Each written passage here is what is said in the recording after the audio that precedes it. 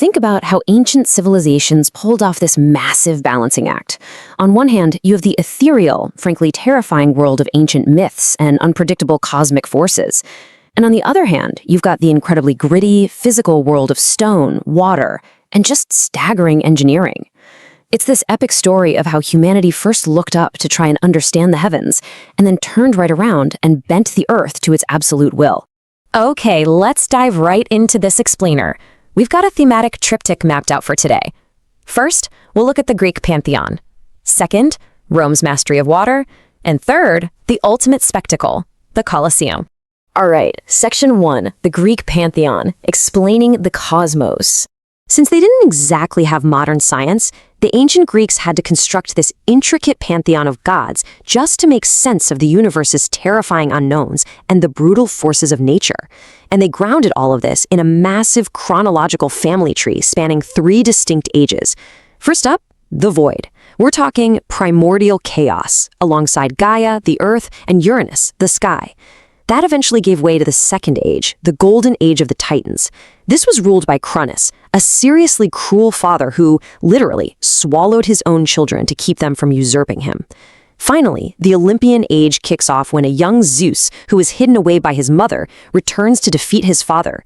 He locks the Titans deep in Tartarus and claims the sky for himself as the king of the gods.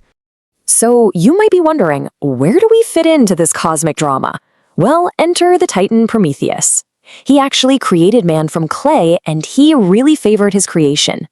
To give us a leg up, he pulled off a daring trick on Zeus during an animal sacrifice. He took the bare, useless bones of a bull and hid them under this thick, super appealing layer of delicious fat. Zeus was totally deceived by how it looked and chose the fat for the gods. When he realized he'd been tricked and was left with just bones, he was absolutely enraged, and his retaliation was to take fire away from humanity. But that single act of deception prompted Prometheus to steal the fire right back. It's a legendary theft that essentially ignited the dawn of human civilization. Now, you know Zeus wasn't just going to let that insult slide. To get his revenge on humanity, he ordered the creation of the first woman, Pandora, and gifted her this sealed container with strict, absolute orders to never open it. But infused with this insatiable curiosity, she just couldn't help herself. She opened the lid, and boom, that box released greed, disease, and old age into the world, bringing a very abrupt end to the carefree golden age of man.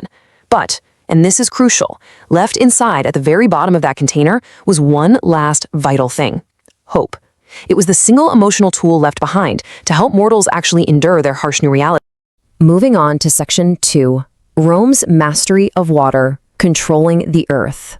So while the Greeks were looking up and using myths to master the unknown, the Romans were looking right at the dirt, building unprecedented machines of stone to conquer the physical earth itself. I mean, to feed a booming metropolis of 1 million people, they utilized hyperlogical gravity flow system. Here's how it worked. First, they'd pinpoint a pristine spring source up at a high elevation. Then they'd establish a precise, continuous gradient slope. Next, they'd build those iconic massive arcades and bridges to carry the channel straight across deep valleys. And finally, they'd distribute it all inside the city at a castellum aquae. It sounds straightforward enough when you list it out, but the engineering required to actually pull this off was just mind-boggling.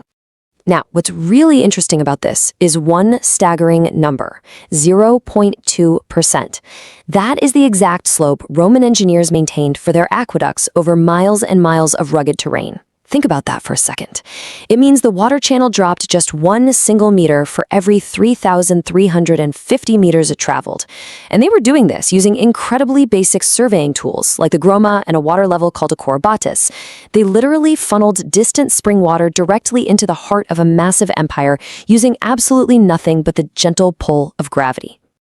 Okay, so once that water actually hit the city limits, it didn't just dump wildly into the streets. It arrived at the castellum aquae. Think of this as the grand culmination point and a master distribution basin.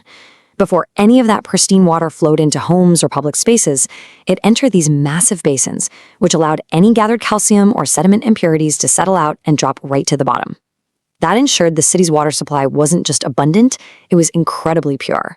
So, where exactly did all this purified water go? Well, the Roman curator of water, a guy named Frontinus, actually left us the receipts.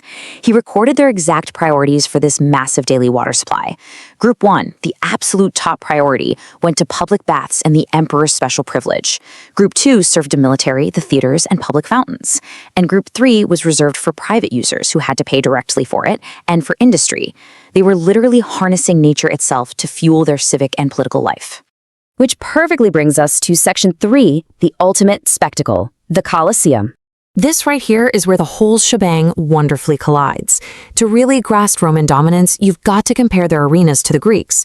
The Greeks built their theaters gently, tucking them into natural landscapes. They were wide open to the environment so the audience could gaze out at the sacred mountains behind the stage. But the Romans, they effectively slammed two theaters together to create the amphitheater. It was a freestanding, fully enclosed urban megastructure propped up by their revolutionary concrete arches. It wasn't designed to blend into its environment. It was designed to dominate it.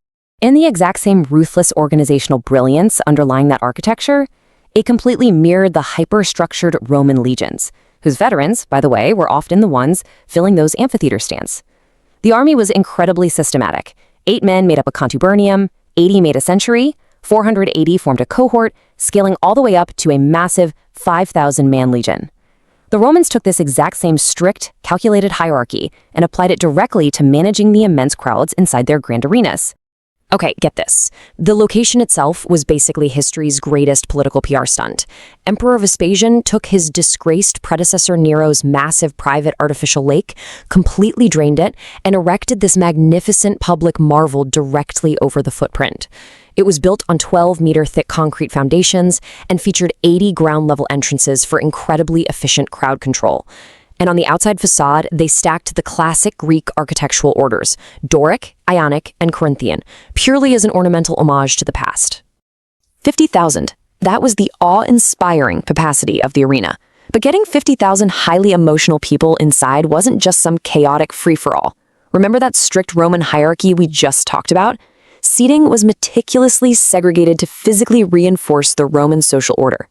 Senators and the elite sat right at the very bottom, closest to the action, while the poorest citizens and slaves were relegated to the cheap wooden benches way up at the very top. Now, picture sitting way up top in the blistering Mediterranean heat. You would absolutely bake, right? Well, the Romans refused to be at the mercy of the elements, so they engineered the velarium. This was a massive retractable awning rigged up with ropes and pulleys exactly like the sails on a ship. And get this, it was actually operated by a coordinated team of 240 Roman Navy sailors. It's literally a brilliant precursor to the retractable roofs on our modern sports stadiums. It proved they could bend even the sweltering climate to their will. But honestly, the real mechanical magic was happening entirely out of sight. If we journey down below the sand-covered wooden arena floor, we hit the hypogeum. This was the dark, stifling, and incredibly bustling backstage labyrinth of the amphitheater. It was an astonishing 2-story underground complex, just packed with corridors, animal cages, and stage props. Hundreds of unseen slaves and workers toiled down there in the extreme heat, completely out of view, just to bring the spectacular myths above to life. And this underground maze is exactly how they executed their greatest theatrical illusions. Through a synchronized system of 28 hidden lifts, wild, exotic beasts would seemingly materialize out of thin air right onto the sand.